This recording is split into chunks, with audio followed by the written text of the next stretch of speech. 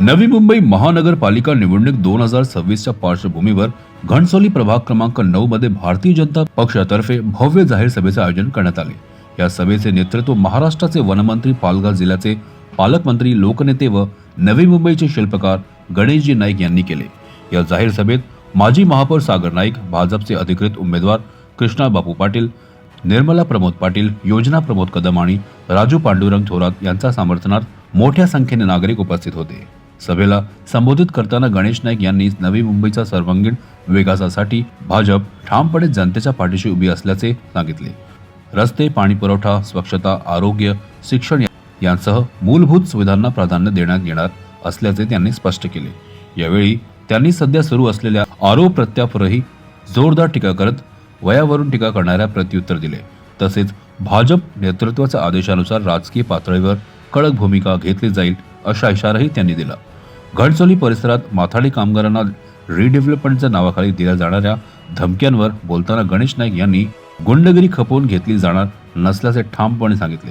नागरिकांना त्यांनी आश्वासन दिले की रिडेव्हलपमेंट नियोजनबद्ध पद्धतीने व सर्व सोयी सुविधांसह केले जाईल। दलाल व गुंड प्रवृत्तीच्या लोकांना त्यांनी कडक इशारा दिला। दादागिरी करून काहीतरी माथाड्यांची घर बांधण्याचा कोणीतरी प्लॅनिंग करतो। मी सांगतो ही निवडणूक होऊ द्या, एकदा मला तुम्ही सगळेजण एकत्र या, यांची रग नाही मोडली तर नाव गणेशच सांगणार नाही। रग मोडून टाकू।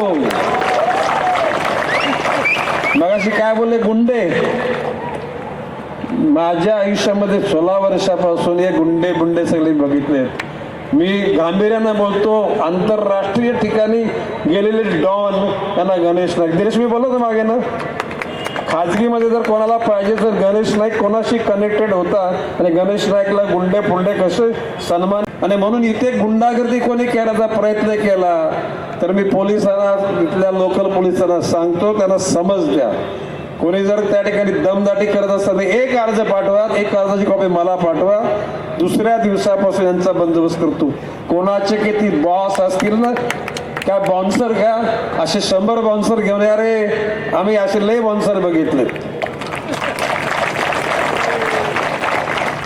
आमच्यामध्ये धर्म, जात, पंथ, वर्ण, वर्ग, गावाला बाहेरचा आम्ही नाही कधी बघितलं, कोणतं नाव नाही घेतलं।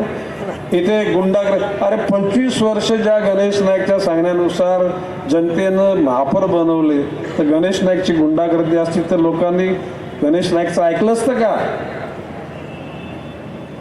एका कोणी हरीच्या लालनी सांगावं गणेश नाईक यांच्याकडे पाणी भरे, जो 3 वेळेला पालकमंत्री, आता 4था पालकमंत्री, का